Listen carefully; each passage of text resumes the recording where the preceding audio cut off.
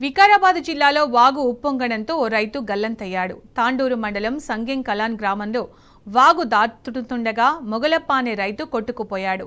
పొలం పనులు చేసుకుని ఇంటికి తిరిగి వస్తుండగా వరద ఉధృతికి గల్లంతయ్యాడు.